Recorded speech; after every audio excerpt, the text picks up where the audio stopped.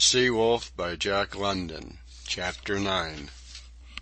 3 days of rest. 3 blessed days of rest are what I had with Wolf Larsen, eating at the cabin table and doing nothing but discuss life, literature, and the universe, the while Thomas Mugridge fumed and raged and did my work as well as his own. "Watch out for squalls, is all I can say to you," was Lewis's warning, given during a spare half-hour on deck while Wolf Larsen was engaged in straightening out a row among the hunters.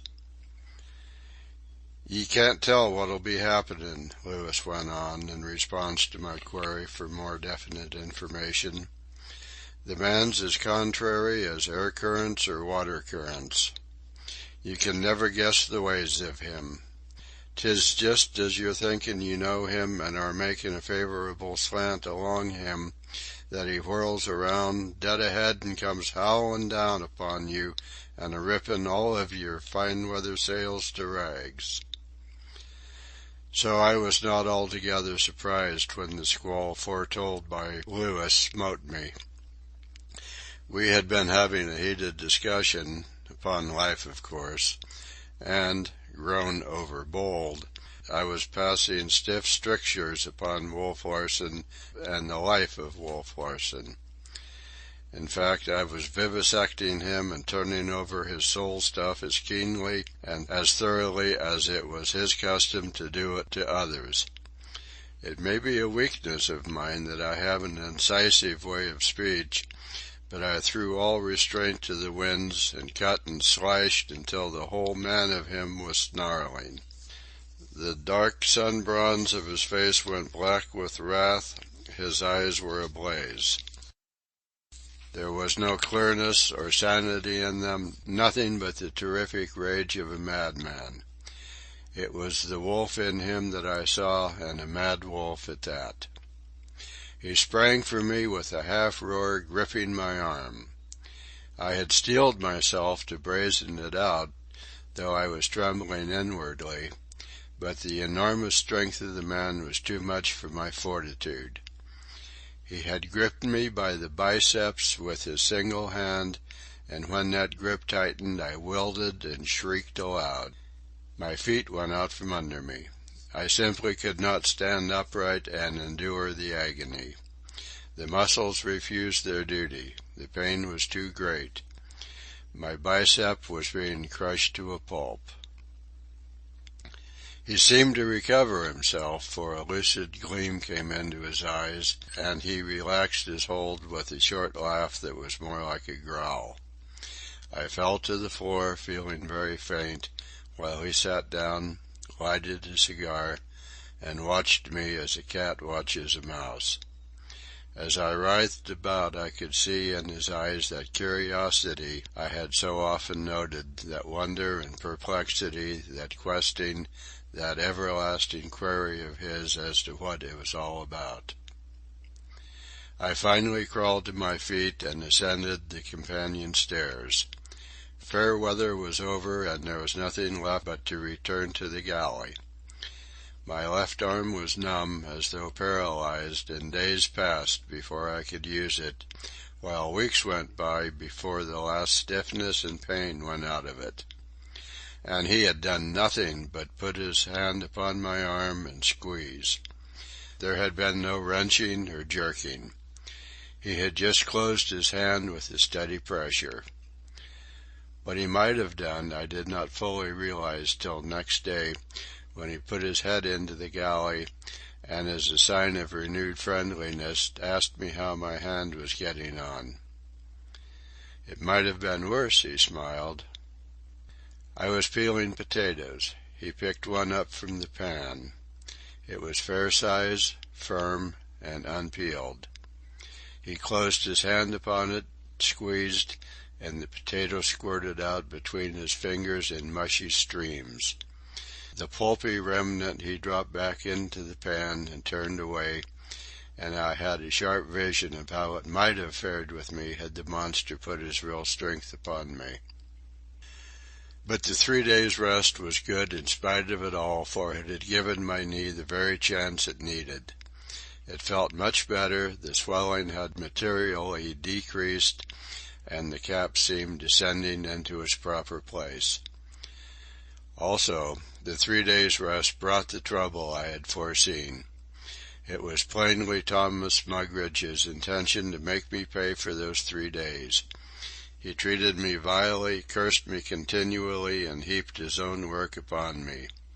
He even ventured to raise his fist to me, but I was becoming animal-like myself, and I snarled in his face so terribly that it must have frightened him back.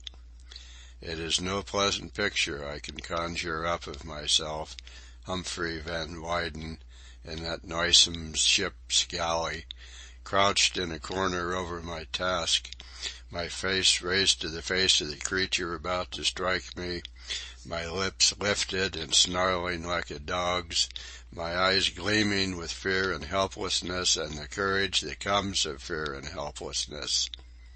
I do not like the picture. It reminds me too strongly of a rat in a trap.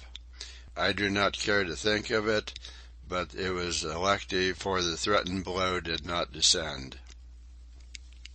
Thomas Mugridge backed away, glaring as hatefully and viciously as I glared. A pair of beasts is what we were, penned together and showing our teeth. He was a coward, afraid to strike me because I had not quailed sufficiently in advance, so he chose a new way to intimidate me. There was only one galling knife that, as a knife, amounted to anything.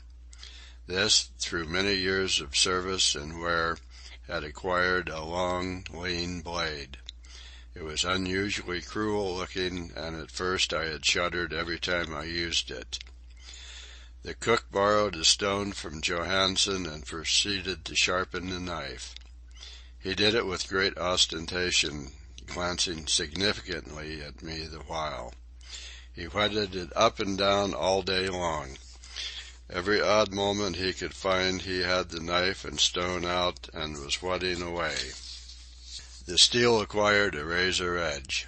He tried it with the ball of his thumb or across the nail.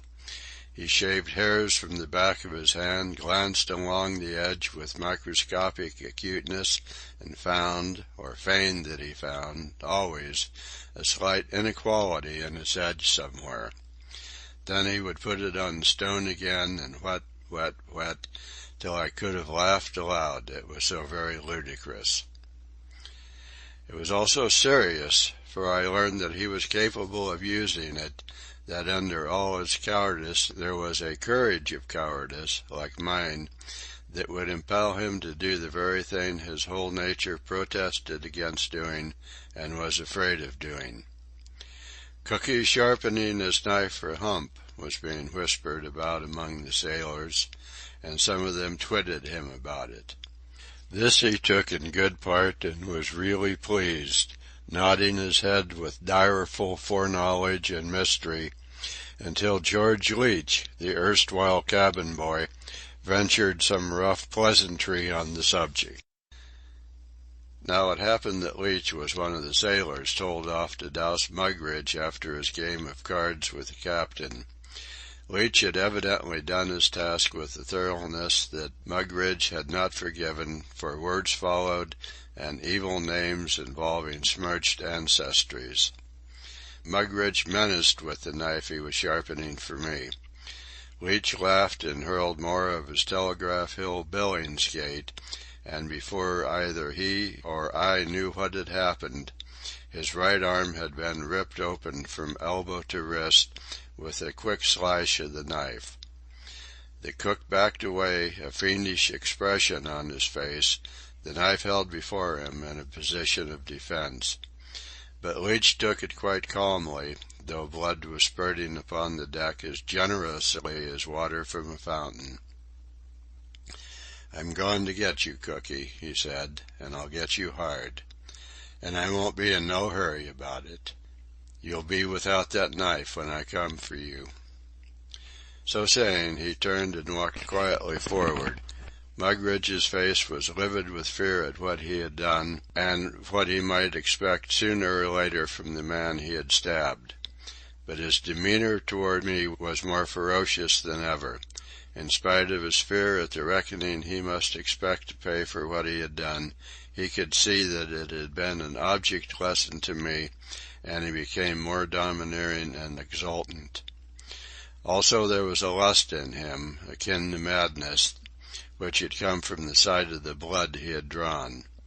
He was beginning to see red in whatever direction he looked. The psychology of it is sadly tangled, and yet I could read the workings of his mind as clearly as though it were a printed book.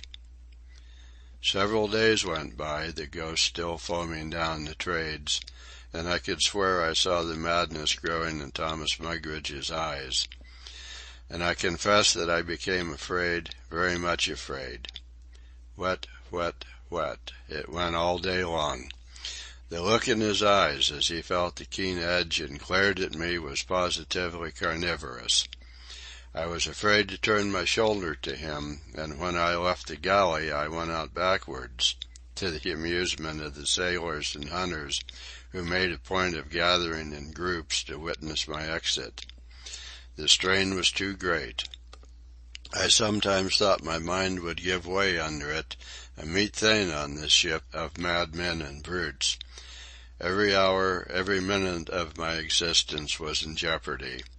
I was a human soul in distress, and yet no soul, fore or aft, betrayed sufficient sympathy to come to my aid.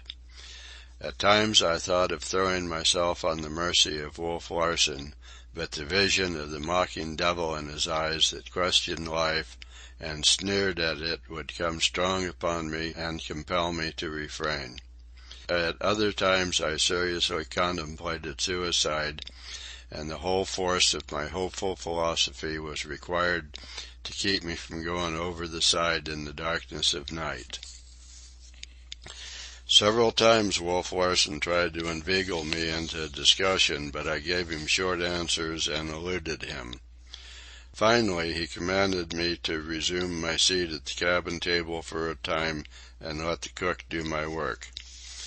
Then I spoke frankly, telling him what I was enduring from Thomas Mugridge because of the 3 days of favoritism which had been shown me. Wolf Larsen regarded me with smiling eyes. "So you're afraid, eh?" he sneered. "Yes," I said defiantly and honestly, "I am afraid." "That's the way with you fellows," he cried, half angrily, "sentimentalizing about your immortal souls and afraid to die. At sight of a sharp knife and a cowardly Cockney, the clinging of life to life overcomes all your fond foolishness.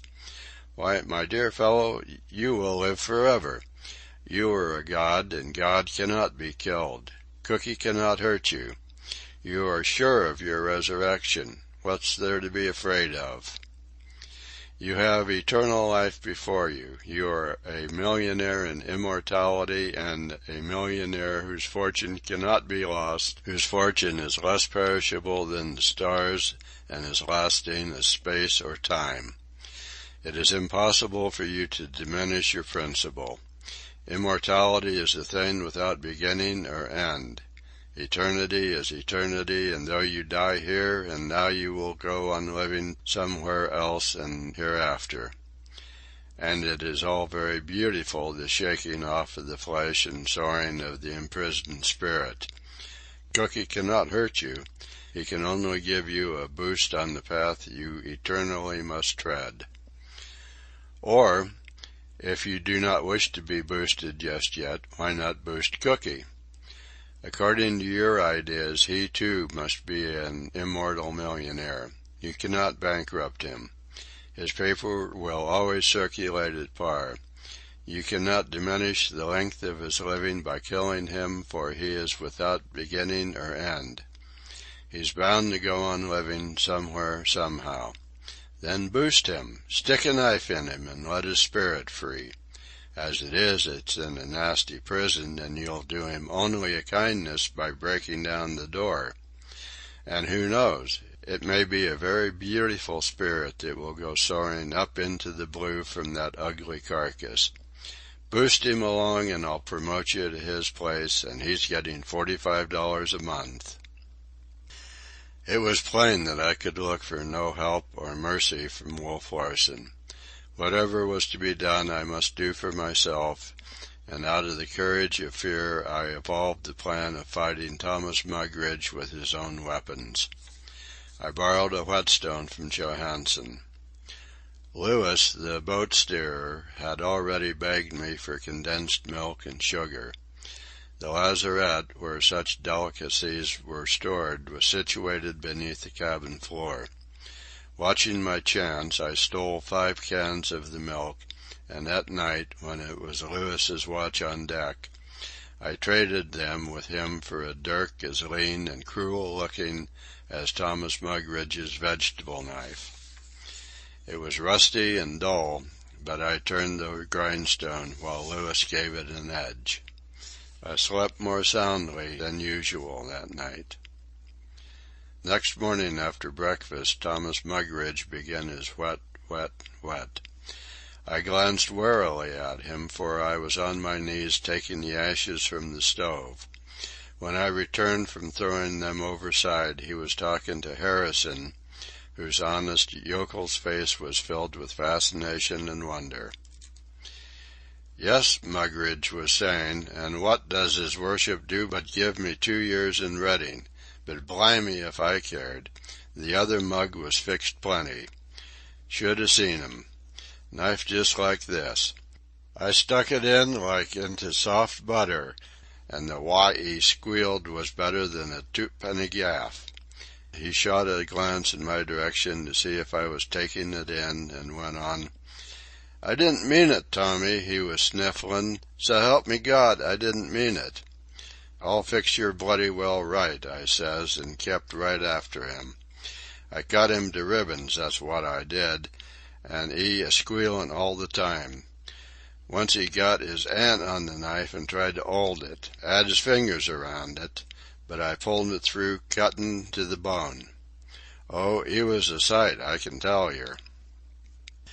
A call from the mate interrupted the gory narrative, and Harrison went aft.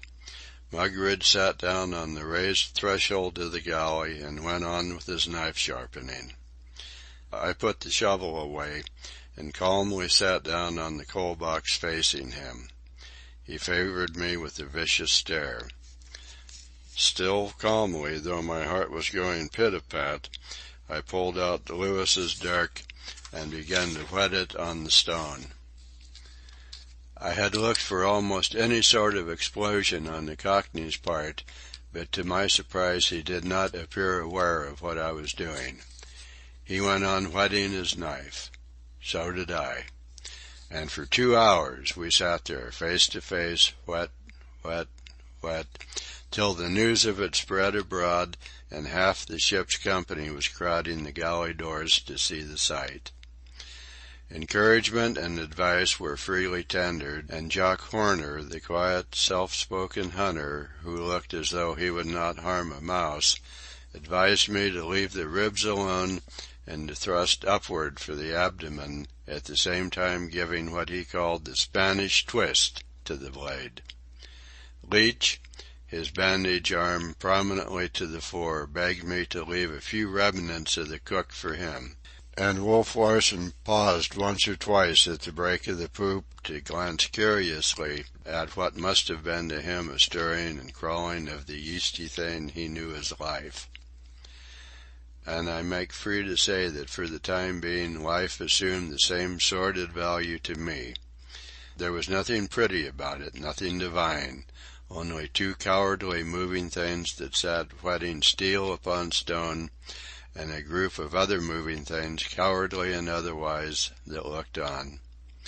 Half of them, I am sure, were anxious to see us shedding each other's blood. It would have been entertainment. And I do not think there was one who would have interfered had we closed in a death struggle. On the other hand, the whole thing was laughable and childish. Whet, whet, whet. Humphrey Van Weyden sharpening his knife in the ship's galley and trying its edge with his thumb. Of all situations, this was the most inconceivable. I knew that my own kind could not have believed it possible. I had not been called Sissy Van Weyden all my days without reason, and that Sissy Van Weyden should be capable of doing this thing was a revelation to Humphrey Van Weyden, who knew not whether to be exultant or ashamed. But nothing happened. At the end of 2 hours, Thomas Mugridge put away knife and stone and held out his hand. "What's the good of making a 'oly show of ourselves for them mugs?" he demanded. "They don't love us, and bloody well glad they'd be a seein' us cuttin' our throats. You're not 'arf bad, 'Ump. You've got spunk, as you Yanks say, and I like yer in a way. So come on and shike." Coward that I might be, I was less a coward than he. It was a distinct victory I had gained, and I refused to forego any of it by shaking his detestable hand. "All right," he said, pridelessly. "Take it or leave it, I'll like yer none the less for it." And to save his face he turned fiercely upon the onlookers. "Get out of my galley doors, you bloomin' swabs!" This command was reinforced by a steaming kettle of water, and at sight of it the sailors scrambled out of the way. This was a sort of a victory for Thomas Mugridge, and enabled him to accept more gracefully the defeat I had given him, though of course he was too discreet to attempt to drive the hunters away. "I see Cookie's finish," I heard Smoke say to Horner. "You bet," was the reply. "Hump runs the galley from now on, and Cookie pulls in his horns." Mugridge heard and shot a swift glance at me, but I gave no sign that the conversation had reached me. I had not thought my victory was so far-reaching and complete, but I resolved to let go nothing I had gained. As the days went by, Smoke's prophecy was verified. The Cockney became more humble and slavish to me than even to Wolf Larsen. I mistered him and sirred him no longer, washed no more greasy pots, and peeled no more potatoes. I did my own work and my own work only, and when and in what fashion I saw fit. Also I carried the dirk in a sheath at my hip, sailor fashion, and maintained towards Thomas Mugridge a constant attitude which was composed of equal parts of domineering, insult, and contempt. End of chapter 9.